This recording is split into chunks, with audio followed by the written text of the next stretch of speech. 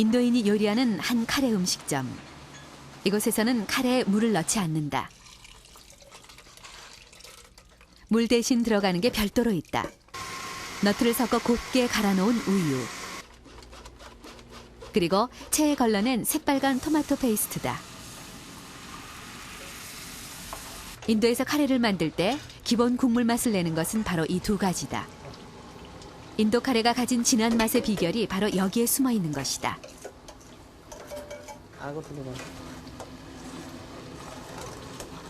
여기 무리는 이미 우유하고 휘핑크림 때문에 물 안 넣거든요.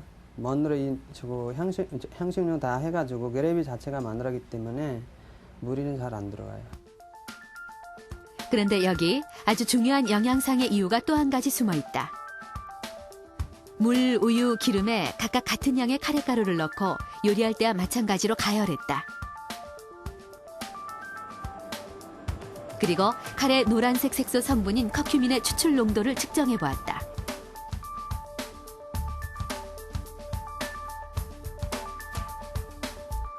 분석 결과 기름과 우유를 넣은 쪽에서 물을 넣은 쪽보다 훨씬 높은 농도의 커큐민이 추출됐다.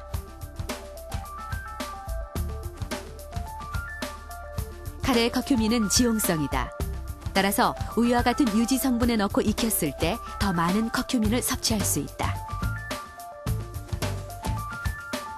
결국 카레 요리를 하면서 식용유를 많이 넣게 돼서 부담스럽다고 느끼시는 경우에는 우유를 집어넣어서 요리를 하는 것이 그 커큐민의 섭취량도 늘리고 그 매운맛을 좀 중화시켜서 부드러운 카레를 요리할 수 있을 것으로 생각하고 있습니다.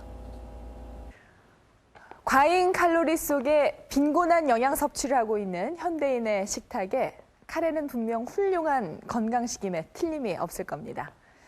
하지만 카레는 음식일 뿐이지 약은 아닙니다. 음식의 어떤 성분이 몸에 좋다고 하면 그것만을 남용하거나 혹은 오용하는 경우가 흔히 있는데요. 이 카레의 커큐민 성분은 사람을 대상으로 단지 몇 가지 질병에 대해서만 임상실험이 시작된 단계입니다.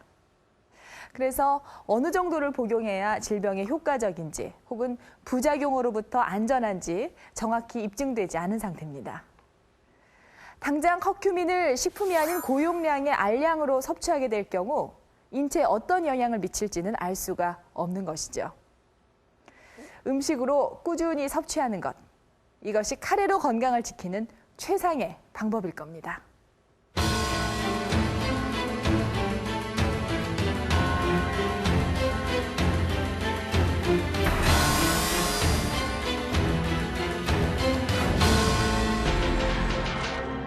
담배 맛있습니까? 그 독약입니다. 저도 하루에 2갑씩 피웠습니다. 이제는 정말 후회됩니다.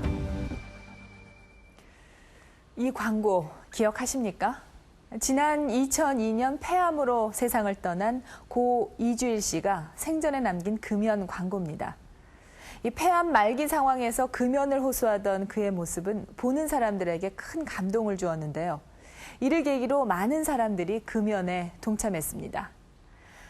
실제로 이 광고가 방영되던 2002년은 금연율이 가장 높았을 뿐만 아니라 전해에 비해서도 무려 10% 가까이 흡연율이 떨어지기도 했습니다. 이 폐암은 한국인의 암 중에서도 사망률이 가장 높은 암입니다.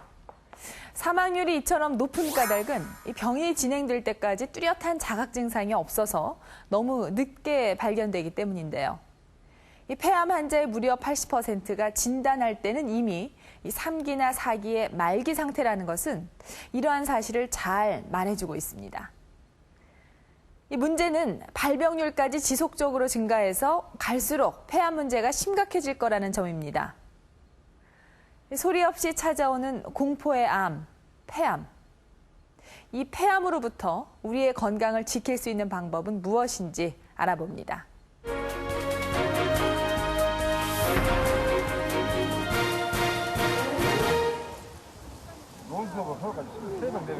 청계산 이수봉 등산로.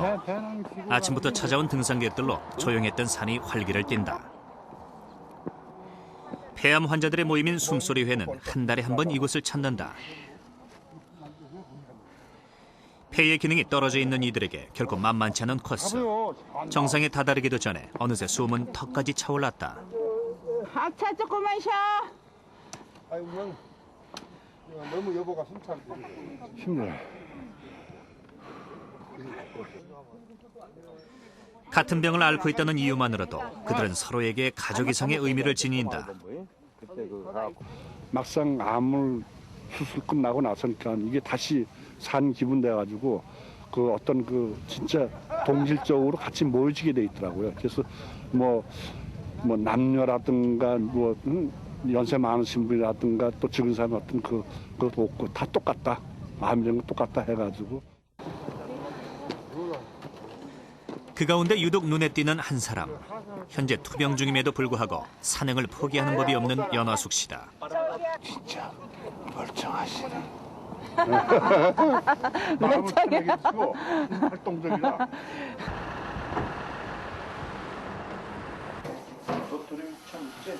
오늘도 어김없이 남편은 아내를 위해 식사 준비를 한다.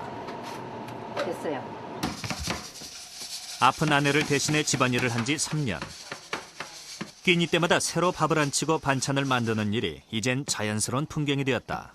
이제 나보다 더 잘해요. 무치는 거 나보다 더 잘 무치고 설거지 기가 막히게 해요. 아주 깔끔하게.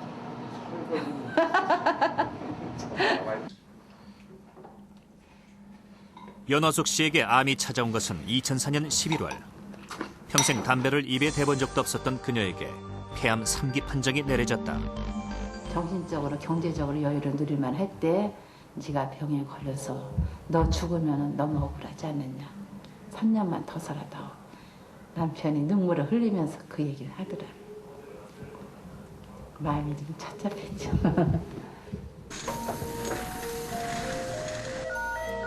절망할 시간조차 없었다. 하루라도 빨리 수술을 해야 했다. 폐의 일부를 절제하는 대수술. 다행히 수술은 성공적이었다. 하지만 완치를 기대하며 항암 치료를 받던 그녀에게 또 한 번의 시련이 닥쳤다. 수술 후 7개월 만에 재발이었다. 한쪽 폐에만 존재했던 암이 양쪽 폐로 전이가 된 상태였다. 살면서 누가 또 뭐 암 걸리기 좋은 사람이 어디 있어요. 그래서 살다 보니까 그런 것도 겪나 보다 하고 이렇게 받아들여야 되는데 그 받아들이기가 쉽지는 않고 또 이제 우리가 살면서 누구나 뭐 흙으로 가는 건데 그 가는 과정이 좀 너무 빠르지 않는 이런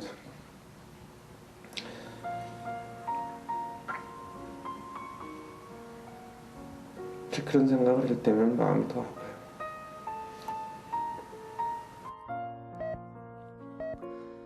힘겨운 항암 치료가 계속됐다.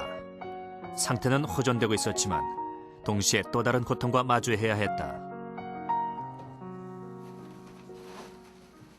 빠져서 버릴 수가 없어가지고 이 머리가 이만해서 차마 버릴 수 없어 남몰래 간직했던 머리카락. 거울을 보는데 웬 할머니가 거울을 보는 것 같아요. 그 모습이 나더라고요. 그때 말로 표현할 수가 없더라고. 어머, 내가 이렇게 변했네. 내가 이렇게 변했네. 언젠가는 나겠지만 또 이렇게 변했네. 해가지고 내가 그 모습 다 이렇게 벗겨진 모습을 내가 우리 남편 카메라로 찍었어요. 완전히 우리 아들이 농담 삼아 이렇게 놀리고 그랬는데 그러면서 아, 내가 또 머리 길 수 있을까.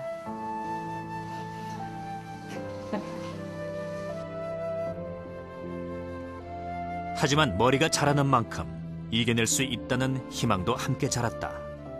우리 딸아이들 주고 나도 주고. 그때 썼던 모자만 해도 10개가 넘는다. 이거를 선물을 받아서 이 모자를 쓰고.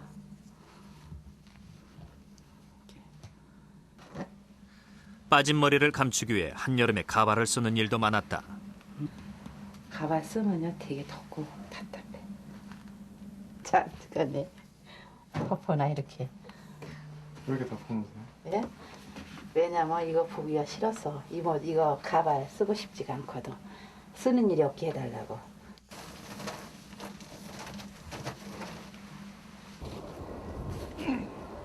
올해 1월부터 다시 항암 주사